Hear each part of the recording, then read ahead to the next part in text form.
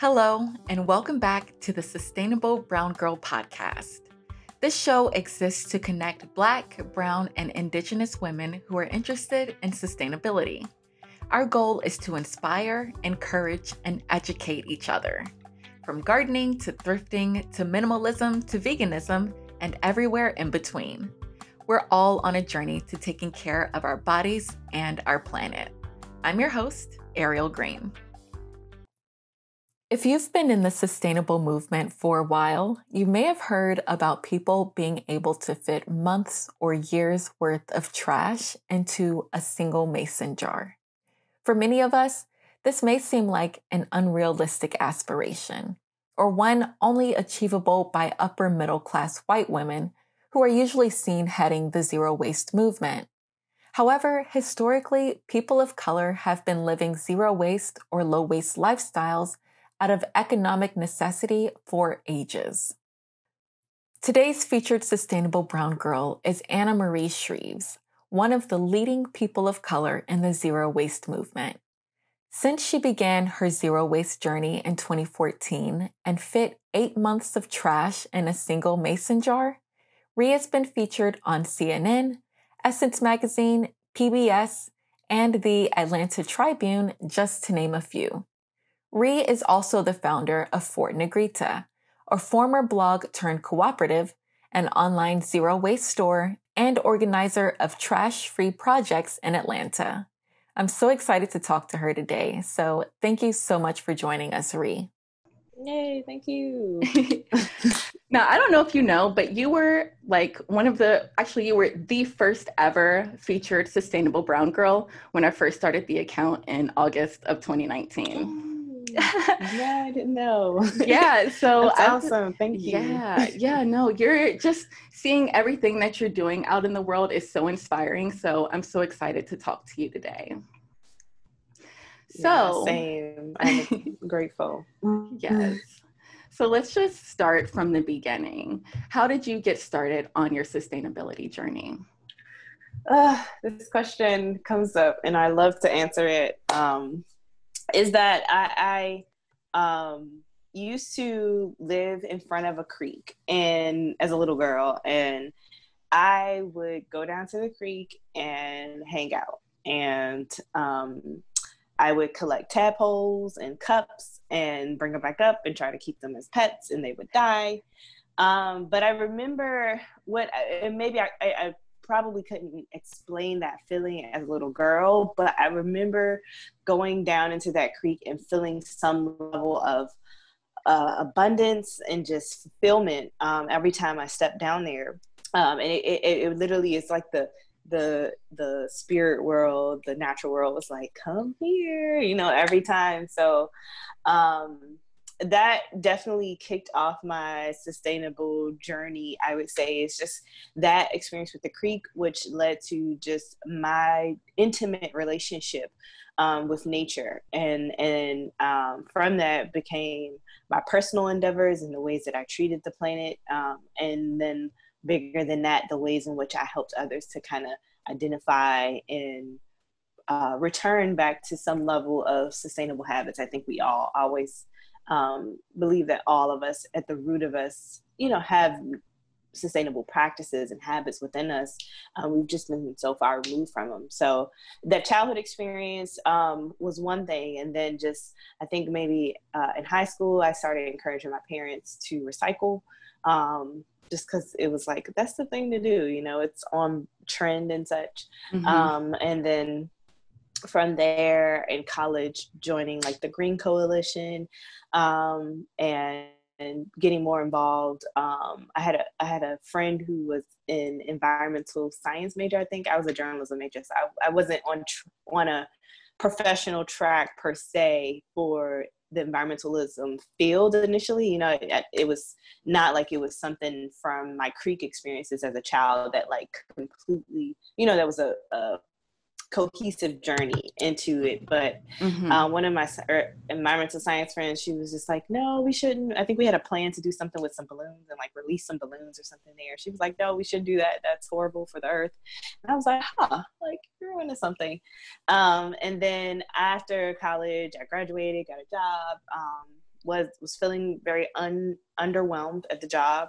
In spite of it being a really cool job, I was working for a TV network, which is really fast paced and fun. If you're into it, but I still felt empty. Went on a journey to Ecuador where I was able to just kind of pause for a little bit and see something new and take some time for me. And when I started that process of leaving for Ecuador, I purged a lot, but I didn't want to just put everything at the curb. I wanted to get rid of it responsibly. So I started looking for like how to recycle a mattress, how to recycle old CDs, how to recycle electronics, and I found that the information was very sparse. And so I started Fort Negrita initially because I said, someone else is going to look for this information one day and they're going to find it here. So I started it just as an information source initially, and then it kind of turned into a blog because when I went to Ecuador, I could just blog around like being on the beach and being reflective and the different types of sustainable habits I was seeing in South America.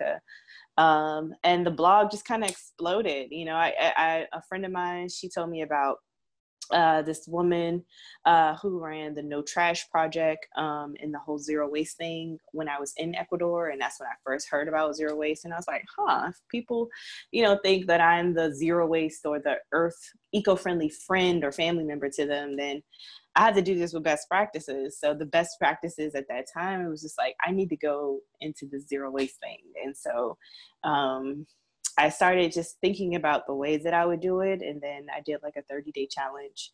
And I knew after it was just no going back. I mean, you just literally, once you figure out that there's models to minimize waste, your mind just never turns off from that. So even if you do purchase something that is made from plastic or whatever, your mind is still giving you that guilt trip because you can't take away the idea now that that this plastic thing is going to be here longer than you and probably you and your grandchildren and your grandchildren's grandchildren. So seriously, it's an interesting process, but that's the long-winded journey of mine into this whole sustainable world.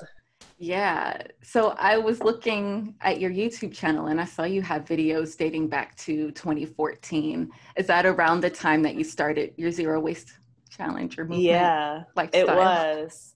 Okay. So I did the 30-day challenge, I think in April of 2014. And then that's when it kind of kicked off with me doing like blogs where I would just walk around and be like, I have my bag, I have my mason jar, I'm walking to the grocery store, or, now I'm at a nature center. So it was just all different things I would share through the blog in 2014, 2015. And from there became, starting to think about reusable menstrual pads and selling them at times on and off. And I sell them now, or we sell them now in Fort Negrita. But all of that kind of just started initially from the lifestyle that I was living and sharing in 2014. Yeah. So since you were into zero waste like several years ago, I would say it really kind of started making like movements in mainstream media within the past, I don't know, maybe 3 years or so. So you've been like an OG zero waste person. And part of the reason why I started Sustainable Brown Girls was because I didn't see a lot of brown faces in, like in this area. And on your blog, you have a post it's titled, I'm Not a Zero Waster and Other Misconceptions About Zero Waste, where you talk about being Black in the zero waste space and what zero waste means to you. And I just want to read an excerpt because I found it so powerful. So you write, I felt that there wasn't space for both my Blackness and my deep relationship with the earth online. And instead of choosing between the two, I opted out. And for a long time, I felt alienated from the space. I can now identify that zero waste is just a souped up title for habits Black women, melanated peoples, Indigenous communities, and poor folks have been doing since the dawn of time. So now seeing how, zero waste is so white, even though it's gained more exposure in the past few years, how do you feel like it's shifted? Yeah, I definitely see there's this level of mainstream buzz around it. You know, when I first started, I could count on a hand how many of us were blogging about zero waste. And I was the only Black one of those. I would say it was 4 of us, you know, at the time. I was the only Black one, and Black woman or Black person that was talking about zero waste.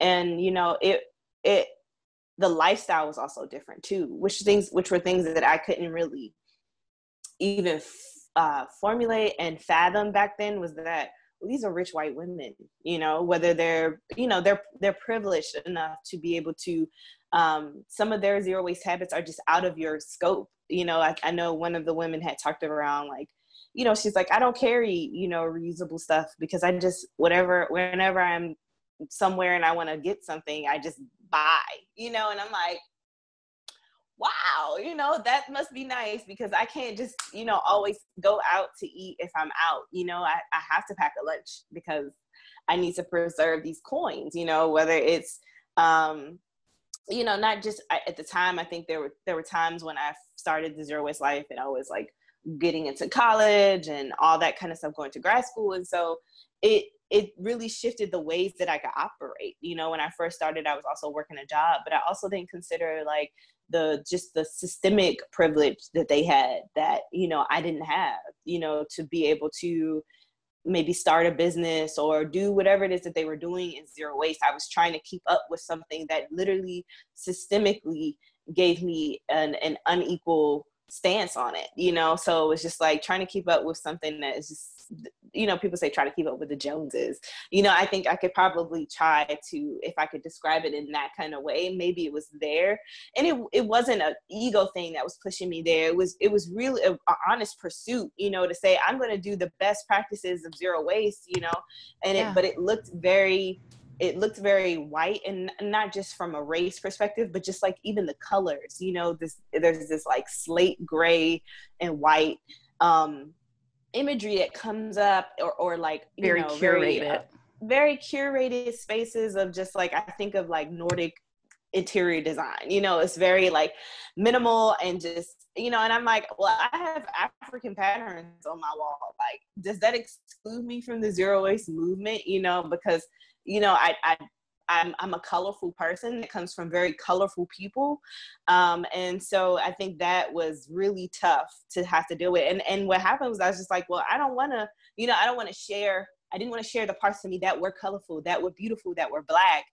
Instead I opted out, and I was just like, well, I just won't share it all, because, you know, I don't want to be, and there was a lot of judgment too, of just like, well, you did this, but you know, it was just so much scrutiny. And I definitely think I got more scrutiny than everybody else because I was a Black woman, you know, like people just feel like they could talk to me any kind of way on the internet. And I'm just like, listen, I am trying something here that is bigger than me. This is a divine journey. You know, you call it zero waste, I call it culture. So back off. But I didn't really have the heart and the spirit and the energy to really be able to cope with that. So in a lot of ways, I kind of just shied away and stopped, you know, because I was just like, oh, these parts don't fit the zero waste whole. So I can't show up anymore. And it wasn't until I started to see the trend of zero waste expand, and then you started to see more women of color in the movement who were bringing their culture with them as well and unapologetic about it, that I could step back in. I always thank Zero Waste Habesha, but she was an awesome person, influence to me to let me know, like, and she didn't do this directly, but she just by her existing fully, she let me know, like, you can exist fully too in this movement. Like, what are you doing? And people need you to exist fully, because in this case, I've inspired so many people. Even when I was shying away from it, I still, you know, have been able to inspire people, and people have seen me over the years. So exactly, it is a journey. It's intense. My heart rate is up. Yeah. Oh, yeah. No, seriously. Yeah, there really is so much judgment in the space, and it's just like people are doing their best. Not everyone can be perfect, you know, and it's just, yeah, it's a lot of privilege, but it seems like it's getting better. So you've hosted a few zero waste events and earth projects in Atlanta. Can you tell us more about that? Yeah, so I host, so through Fort Negrita, I've hosted reusable menstrual pad workshops, which we call pad parties. It's an opportunity for people that bleed to be able to make reusable pads. We do sell reusable pads on fortnegrita.com, but in an effort to make it more accessible, we were also hosting pad parties. So we would have about 4 to 5 machines going, and for like a few hours just invite people to come make their own pads. They could bring their own material. Maybe I think one woman made some out of an old pair of jeans before, but we also provided fabric as well. So you could do either or. And yeah, it was definitely a bonding moment. Sometimes we would have things like watermelon or just fruit or refreshments to kind of keep it going, and music. And it was intimate, so people could talk about their flow freely. It's like, that's the first question I ask them, when they are preparing to make their pad, because they need to choose which size they want. And it's like, well, how's your flow? And some women are like looking around. I'm like, girl, You're fine.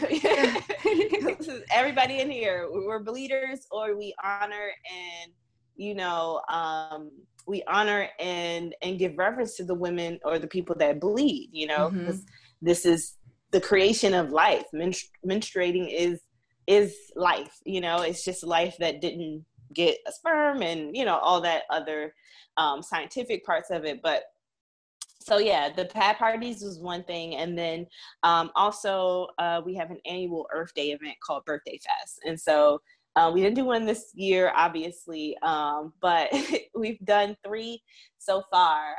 We've held 3 so far, and the plan is to keep it as an annual event for Fort Negrita, even thinking about how we could expand it. So right now it is in Atlanta. We hold it in Atlanta, and it's just an opportunity for people to come and just celebrate the Earth. We call it Earth's birthday. That's why it's called Birthday Fest. But it's birthday, like the word birthday is spelled with Earth in it. It's really cute. Yeah, it's just a chance for people to hang out. We play music. We do some very hands-on activities that could just give people an idea of just simple practices and fun practices that they can do that are sustainable. So we've made like bath salts in the past, as well as like laundry detergents with just like baking soda and lavender and oils, essential oils. We've also done screen printing, where people can either bring their own item to screen print, or they can find an item in the clothes swap to be able to exchange. And then we have a clothes swap, which is like one of our biggest things. And it's really cool because now in Atlanta, a lot of my friends or just people within the network that have visited Birthday Fest, I see them hosting swaps, and I'm like, let me go to the swap. I might find something I want. But that's been the best thing about it, is that, everybody walks away from it, and they're like, look at what all these things I found at the swap, So the swap has really been a big thing for Birthday Fest. And then we have DJs, vegan food to just promote veganism. Not that, you have to, not in a very like strict, you have to be a vegan kind of way, but more so just kind of pointing out that one of the largest contributors to climate change is the agricultural industry, specifically the beef and chicken industry, and the ways in which we have to provide food for cows just so they can eat corn and soy so that you could go buy a slab of steak.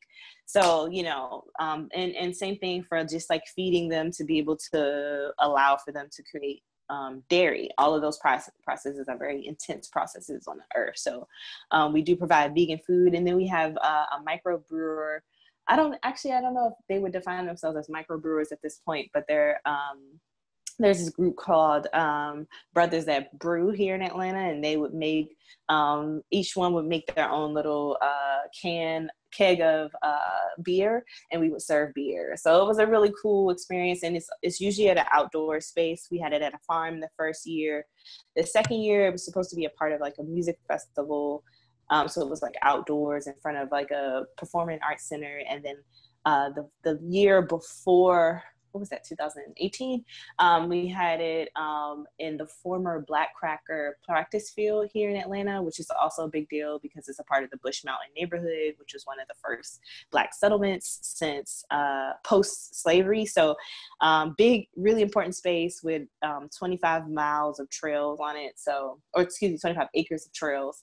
So beautiful space, and we continue to want to do it every year. So those are some of the events that I've hosted. On top of, I also started the Zero Waste in Atlanta Facebook group a few years back, and it started out, we would have events at people's houses. So sometimes we would have like a patch up kind of day where you could just bring something that you needed to patch up or something.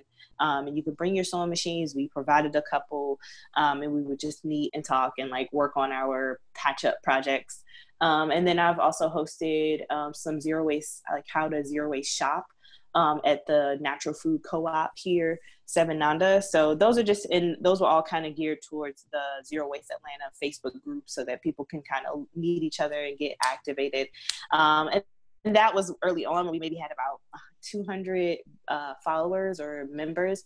I think the group has grown to about 2,000 now. So wow. It's kind of just, budding on its own. And it's really cool because people just ask some of the greatest questions on there. And I'm always like, can somebody get that answered? Because I need to know too. So it's good. Yeah.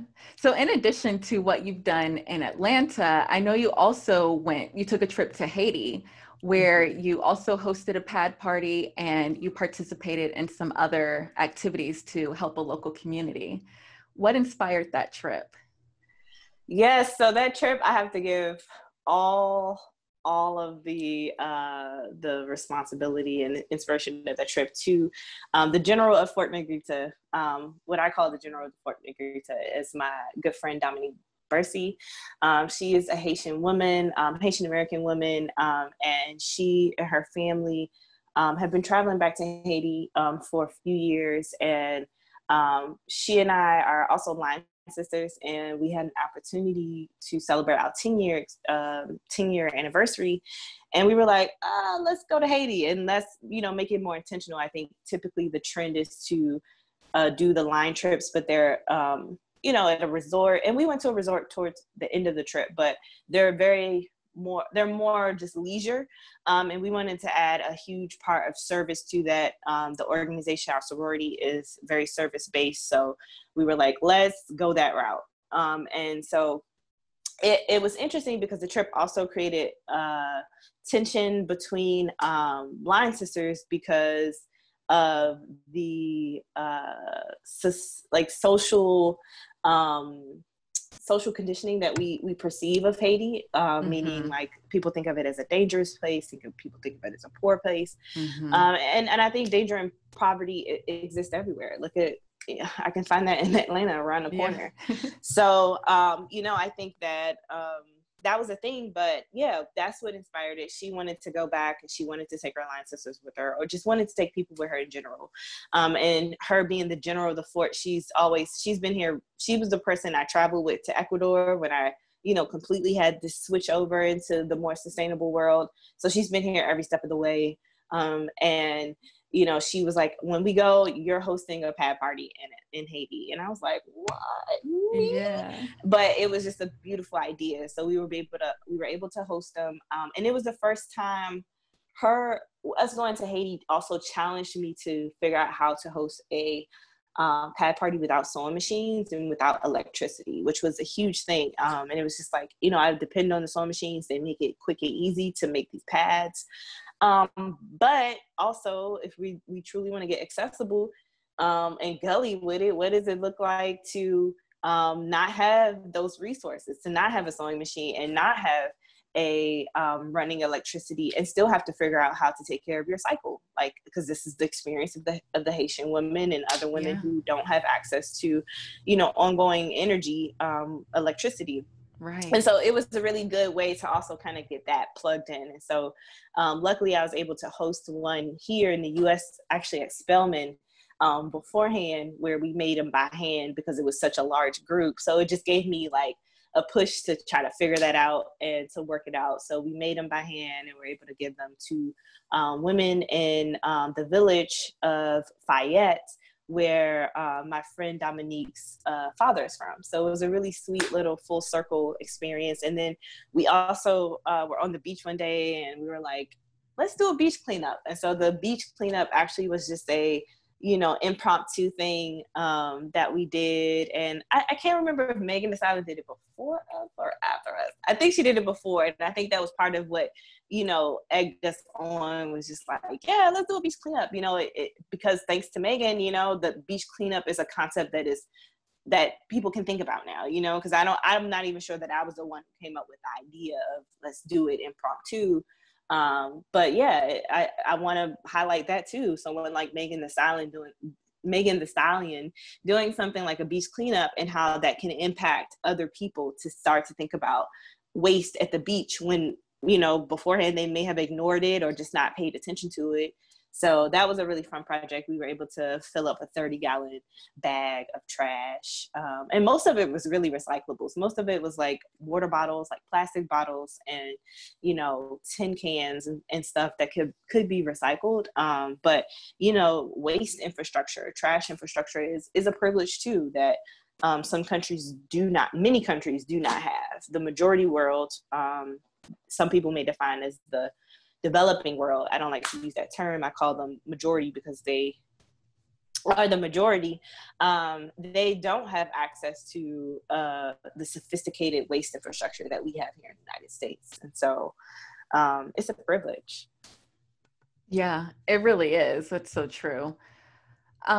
So kind of going along the theme with the pad parties, in many ways on your blog, you talk about, or on Fort Negrita, you talk about the connection between females and the earth, and you advocate for normalizing the menstrual cycle by holding the pad parties.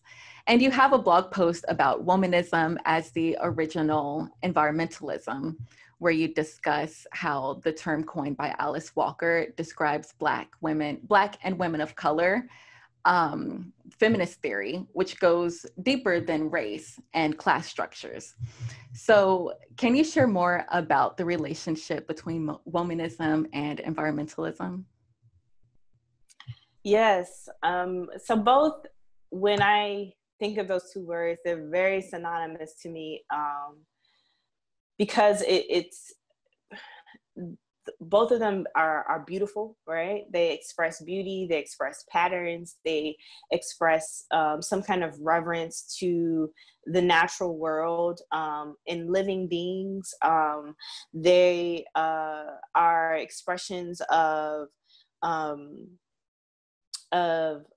systems, intelligence, indigenous technology almost, where it's, you know, you think of a woman in a kitchen, you know, and her ability to just, you know, come and pick up the few things in the kitchen and just make this beautiful meal with it, you know, and there wasn't a need to say, I have to go and run out and go to the grocery store and get all these things, you know. When I think of womanism, I do think of a woman in a kitchen, and that doesn't, you know, some people may say, oh, you know, that doesn't sound like you're freeing up the woman, you know, because men always put us in the kitchen, but I can say from my personal experience that I enjoy what magic I'm able to create in the kitchen. And I think that womanism expresses the creativity that we have. And then we can look outside and we see creativity outside. We can see the lines and patterns of trees. We can see the beauty and the colors inside of a mushroom, you know, like those are the different things that I think align with womanism and environmentalism. And then also just this nurturing care, you know, it's like, come into the bosom. I think we all sit in the bosom of earth, and we also sit at the bosom of women, you know, like women are just abundant with energy and with offerings to people, you know, that so much that we're always also very extracted from, you know, whether it's our intelligence that's being extracted on, or if it's our capabilities to be able to get something done. You know, women are always like, you can't do it, get out of my way, I got it, you know. And these things, it does mean that people get to extract from us in the same ways that the earth is extracted on. You know, we extract from the earth for these fossil fuels. We're digging up, we're blowing away mountaintops to be able to access those natural resources, or we're going down under the ground, under the water to pull that energy, or we're creating pipelines that are disrupting sacred waters in order to do that. You know, so the extraction on both ends, both on the woman and on the earth, are the same. Where people know that we are abundant, you know, they come and sip at our breasts, but, you know, they don't give value to it. You know, there's no exchange, no reciprocity for that process. And I think that's happening to both women and the environment. And then just our expressions of just creativity, beauty patterns, love, nurturing, the abundance and bliss that happens both in the presence of women and the environment are the same. And so that's wow. how I see them, as the same. Wow. Yeah. When you explain it like that, totally, like it's obvious that life comes from women and the earth creates life. So that's beautiful. This is a question that I ask everyone at the end of the podcast. What is one simple way that anyone can be more sustainable? I am definitely going to go with awareness. Awareness, you know, it really is a light switch. Once you are aware of things, you can't turn off awareness. Like once you see something or know something, you can't turn it off. And I think having the awareness around what we are experiencing, meaning, you know, I'm talking about our inundation with waste and trash, right? Every day we come in contact with plastic and trash and all that kind of stuff. And when we didn't even ask for it, you know, looking at the ways and having a level of awareness of where your electricity comes from, you know, where does my food come from? All of those things turn on a light switch for you. You know, I just watched a video about bananas and the whole banana republic thing, and I'm just like, I can't, you know, I feel a way about buying bananas now, you know, and it's hard. I'm not saying that I can necessarily stop buying them, sorry, but you know, but it does, in my mind, it puts into a perspective of like, well, what are we doing about this? You know, what are we doing about the you know, forced labor, the diseases that are taking over this monocrop of a sterile banana that we all depend on every day, you know? So I think awareness just helps us to kind of turn that light on so that we can at least have some level of consciousness around something. And then that consciousness will shift into our behaviors, you know? So maybe I'll buy less bananas, or I'll go out of my way to go get the bananas that I know are from a different breed, and they're better to eat, I hope.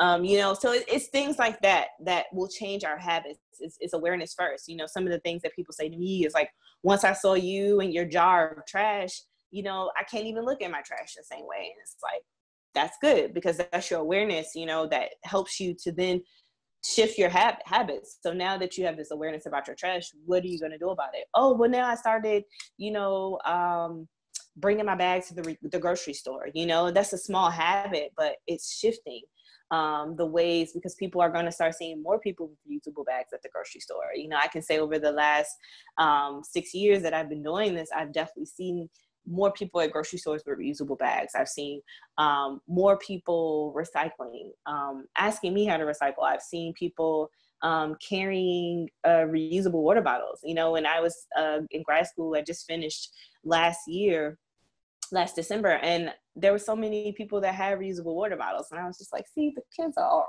right. Yeah, you know, so I the shifts and changes are happening. It definitely starts with awareness. So that would be my one tip. Absolutely. 100% agreed.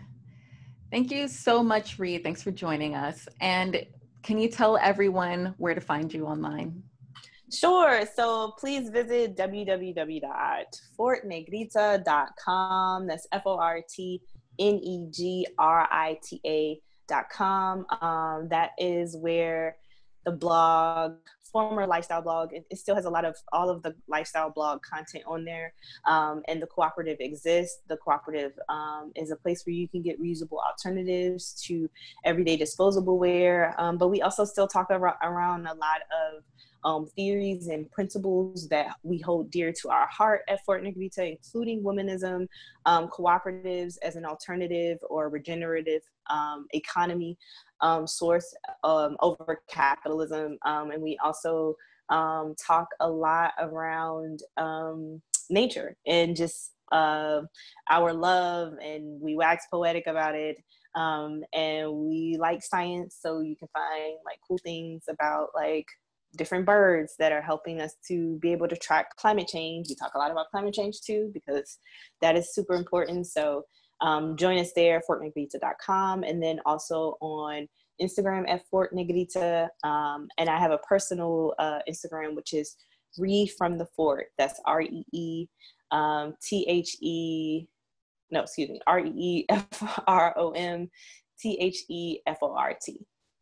We'll put all that in the show notes so everyone can get to it easily.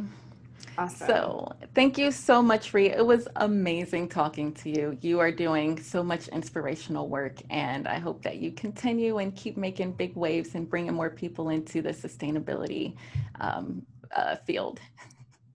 Same. Thanks to you. You're doing the same work. So I appreciate you being right by my side.